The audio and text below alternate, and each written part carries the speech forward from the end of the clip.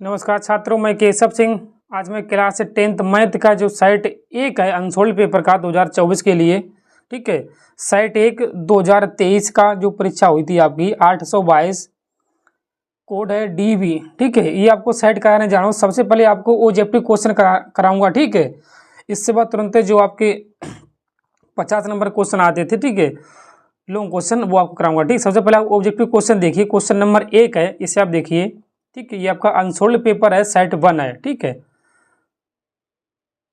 Question number 1 है, आपसे कहा है किन्हीं दो धनात्मक पूर्णांकों a और b के लिए, किन्हीं दो धनात्मक पूर्णांकों a और b के लिए क्या सत्य है। नंबर ए देखिए, a बराबर मासा a गुणे b इंटू बी, ठीक है। ये तो आपका गलत है, आप मालूंगा, ये आपका गलत है कि दो संख्याओं का मासा और लासा बराबर सूत्र होता है। ये है, देखिए इसका आपका पहले का डी सही है, a गुणे b मासा, ठीक है, और फिर गुणे लासा इंटू मासा, मतलब कि दो संख्याओं का गुणनफल बराबर मासा गुणे लासा। ये है आपका सूत्र, ठीक है।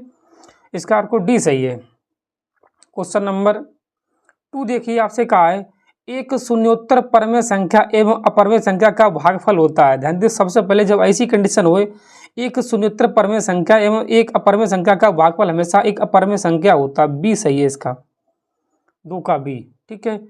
इसी हिसाब से क्वेश्चन नंबर 3 देखिए, आपसे कहा है यदि m बराबर 5 है और n बराबर m+7 तो √m² प्लस n² का मान होगा। ध्यान दीजिए, सबसे पहले आप इस रूट में ही रख दीजिए, ठीक है। सिंपल सवाल है, देखिए कैसे आपके पास रूट है, ठीक है। m के जगह पे आप कितना रखिए, m की जगह पे आप 5 का बर रखिए प्लस। ध्यान दीजिए, सबसे पहले n बराबर m+7 है, m का मान आपके पास 5 है, तो 5 और 7 तो 5 12, तो आपका 12 का वर्ग बचेगा। दोनों की जगह पे देखिए 5 का वर्ग होता है आपका 25, ठीक है, और 12 का वर्ग 144 के साथ जो ऐड करिए तो 169 होगा। 169 आपका 13 का वर्ग है, ठीक है, आपका सी सही है, ठीक है। तीसरे का आपका सी सही है। इसी हिसाब से आप क्वेश्चन नंबर 4 देखिए, आपसे क्या कहा। क्वेश्चन नंबर 4 में आपसे कहा है, क्या कहा, देखिए 4 ये है, आपसे कहा है किसी परमेय संख्या के समतुल्य परमेय संख्या होती है। वैसे तो ये आपको NCERT से जो सिलेबस चेंज हुआ है इस साल, ये आपका है नहीं इससे, ठीक है, इसे आप छोड़िए, क्या दिक्कत इसमें, ठीक है। आगे देखिए क्वेश्चन नंबर 5, आपसे कहा ax plus by plus c1 बराबर 0 तथा ax plus a2x plus b2y plus c2 बराबर 0 दो रेखीय समीकरण हैं। यदि a1/a2 बराबर b1/b2 बराबर c1/c2 हो तो नंबर 1 रेखाएं समांतर हैं, नंबर 2 रेखाएं समपाती हैं, नंबर सी रेखाएं प्रतिच्छेद करती हैं, नंबर 2 इनमें से कोई नहीं है। ध्यान दीजिए, सबसे पहले अगर ये आपकी तीनों रेखाएं बराबर है तो आपकी रेखाएं समपाती होगी। ये समपाती, अगर ये तीनों बिंदु आपके बराबर हैं, a1/a2 बराबर b1/b2 बराबर c1/c2 है, तब ये आपके रेखाएं समपाती होगी। अगर ये आपकी एक भी बराबर नहीं होते तब ये आपका प्रतिच्छेद रेखा होता, ठीक है। अगर दो बराबर है एक बराबर नहीं, तो आपकी रेखाएं समांतर होती हैं, ये आपका सूत्र है, ठीक है। क्वेश्चन नंबर 6 देखिए, आपसे क्या कहा। 6 में देखिए ये भी स्टार बना हुआ है, ये ठीक है, ये अनसोल्ड में ये, ठीक है। ये अगर स्टार ये आपका बना हुआ है तो आपके इस साल सिलेबस से हटा हुआ है, आप इसे छोड़ सकते हैं, ठीक है। फिर भी आपसे कहा, क्या कहा, देखिए एक सिंपल सवाल है। अब तक किसी एक संख्या 1/21 है, 1/23 मतलब होता है इसका तीसरा भाग 21 है, तो वह संख्या है तो 1/63 होगा। वैसे ही आपका है नहीं, कोई दिक्कत नहीं है, 63 होगा, ठीक है वैसे, ठीक है। अब आगे देखिए, आपसे क्या कहा। क्वेश्चन नंबर है आपका 7, आपसे कहा है यदि दो घात समीकरण x² प्लस के 2x माइनस के p बराबर 0 का एक मूल -2 हो तो p का मान है। ध्यान दीजिए, सबसे पहले तो एक मूल -2 है, आपसे p का मान पूछा हुआ है। इसका मतलब है कि जो -2 मूल है दिया है आपको, वो आपका एक शून्यांक है। अगर ये शून्यांक है तो फिर आप x का मान रख सकते हो, x बराबर की जगह पे माइनस के p रख सकते हो। इस समीकरण में कितना आपका है, x² माइनस के प्लस के 2x माइनस के p बराबर में 0। क्या करना है आपको, x से यहाँ पे आप कितने रखिए, 2 रखिए, p नहीं 2 है, ठीक है। जब 2 रखिए 2 का वर्ग 2 होगा 4, ये आपके माइनस के 4 माइनस के p, इसे आप कटिए तो 0 बचे आपके, तो p बराबर आपका 0 होगा, ठीक है। कितना है आपका, p बराबर 0 है, ठीक है। ये आपका ऑप्शन नंबर सही है, 7 का ए सही है, 7 का ए 0 होगा, ठीक है।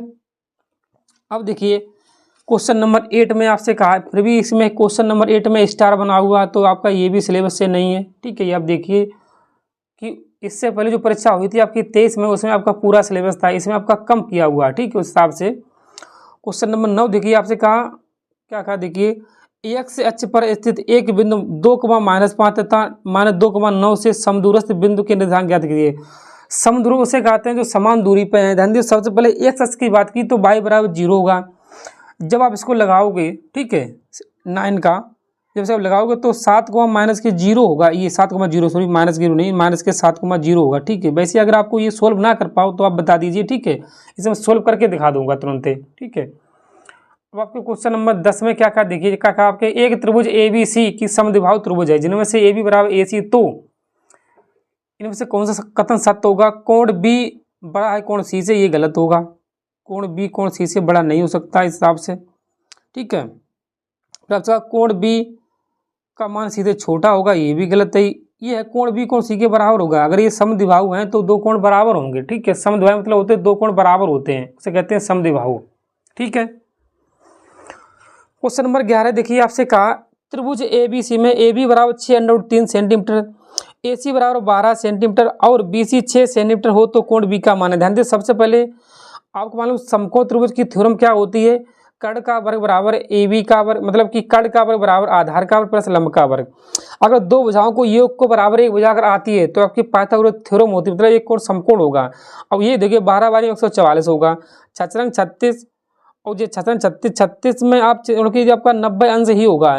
दो भुजाओं के वर्ग का योग के बराबर एक भुजा होगी। ठीक है, इसे आप चेक करके देख लीजिए। ठीक है, क्वेश्चन नंबर 12 देखिए, आपसे कहा वैसे आपका स्टार बना हुआ है दोनों में, ये भी नहीं है, ये भी नहीं, दोनों नहीं है। ठीक है, क्वेश्चन नंबर 13 देखिए, आपसे क्या कहा, क्वेश्चन नंबर 13 में आपसे कहा है, देखिए 13 में यदि साइन ए बराबर कोस है तो ए का मान ज्ञात कीजिए। आपको मालूम है साइन ए में ऐसे जो टेबल है आपके पास है, साइन ए कोस ए के मान बराबर किस में होते हैं। साइन 45 का मान बराबर होता है, साइन 45 कोस 45 मान दोनों बराबर होते हैं। कितने होते हैं, 1/√2 होता है। ठीक है, यही आपका आंसर सही है, 45 अंश। फिर आपसे क्वेश्चन नंबर 14 में आपसे कहा यदि ए बराबर 30 अंश तो 1 + tan स्क्वायर ए प्लस 1 + कोट स्क्वायर कितना होगा। सबसे पहले ए बराबर 30 अंश है। ठीक है, इससे जब हल कर रहे हो तो ध्यान दियो, सबसे पहले से आप हल कर सकते हो या फिर आप जब से मान रखिए सीधे। ठीक है, सीधे जब मान रखिए तो ये tan 30 का मान 1/√3 होगा, वर्ग करिए 1/3 होगा। ठीक है, ये भी आपका कितना होगा, √3 होगा, तो 3 1 4 आपका डी सही होगा, 14 का डी। ठीक है, इससे आप सोल्व करके देख सकते हो, चाहो तो कैसे देखिए, कैसे देखिए 1 + के tan स्क्वायर ए बटे 1 + कोट स्क्वायर है। ठीक है, आपको मान रखने tan स्क्वायर 30 अंश की, ए बराबर 30 अंश है, फिर 1 + के कोट स्क्वायर 30 अंश। अब आपको मालूम होगा कि tan 30 का मान होता है √3/2, 1/√3/2। ये कितना होगा आपका √3 होता है, कोट 60 का, कोट 30 का मान सॉरी, 1 प्लस इसका वर्ग करिए 1/3 होगा, इसका आप वर्ग करें तो 1/3 रूट हट जाएगा। ठीक है, तो 3 1 4, ध्यान दे सब 3 1 3 1 4, 4/3 इंटू में 4, इससे आप इसे कैंसिल करिए, ये आपके हेन जाएगा, ये 4 4 कैंसिल हुई, तब ये आपका कितना होगा, आपका 1/3 आंसर है। ठीक है, आपका 14 का डी सही है। ठीक है, अब आपसे क्वेश्चन नंबर देखिए क्या कहा 15 में आपसे कहा है, देखिए क्या कहा, आपसे कहा यदि एक गोले की त्रिज्या को दोगुना कर दिया जाए तो उसके पृष्ठीय क्षेत्र में होने वाली प्रतिशत वृद्धि होगी। किसी गोले के क्षेत्रफल को दुगुना जब आप कर रहे हो तो उसके जो पृष्ठीय क्षेत्र में कितनी वृद्धि होगी, कब जब लगा सकते हो। ठीक है, वैसे ये 300% की वृद्धि होगी, 300% की वृद्धि हो जाएगी। कैसे, किसी गोले की त्रिज्या को दुगुना कर दिया जाए तो उसके पृष्ठीय क्षेत्रफल क्या होता है, 6a² होता है। आपको किसी के गोले का पृष्ठीय क्षेत्रफल क्या होता है, ये होता है 6a²।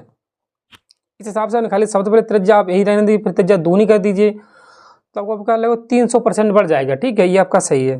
क्वेश्चन नंबर 16 देखिए, आपसे क्या कहा, 16 देखिए आपसे कहा वैसे 16 में स्टार बना हुआ है, इसे हटा दीजिए। क्वेश्चन नंबर 17 देखिए, आपने क्या कहा, क्वेश्चन नंबर 17 है। क्वेश्चन नंबर 17 निम्न साड़ी का माध्य है, क्या होते हैं, माध्य बराबर आपका सूत्र होता है, जब माध्य आप निकालोगे इसका तो उसका माध्य डी होगा। अब मालूम क्या होता है, समांतर माध्य बराबर सूत्र होता है, समांतर माध्य बराबर सिग्मा fx बटे सिग्मा एफ होता है। ये आपका सूत्र होता है, इससे आप हल करिए, इसे आप निकाल लीजिए। ठीक है, अगर ना कर पाइए तो आप मुझे कमेंट में लिख के भेजिए, उसको करा दूंगा। ठीक है, क्वेश्चन नंबर 18 देखिए आपसे क्या कहा, किसी 12 मात्रा बंटन का माध्य 24.1 है, बहुलक 28 है, तो इसका माध्यक होगा। ध्यान दीजिए, सबसे पहले जो आपका क्वेश्चन नंबर 18 है, ठीक है, तो इस प्रकार है। देखिए जब इसे निकालोगे आप, क्वेश्चन नंबर 18 देखिए, जब इसे आप निकालोगे तभी आपका होगा 18 का सी सही होगा, 25.4। ठीक है, क्वेश्चन नंबर 19 देखिए आपसे कहा है, इसकी बंटन की बहुलक आपसे पूछी, बहुलक आपका कितना होगा। देखिए सबसे बड़ी संख्या यहाँ पर है, ठीक है, तो इसका बहुलक आपका यही होगा, ये है 20 का बहुलक है।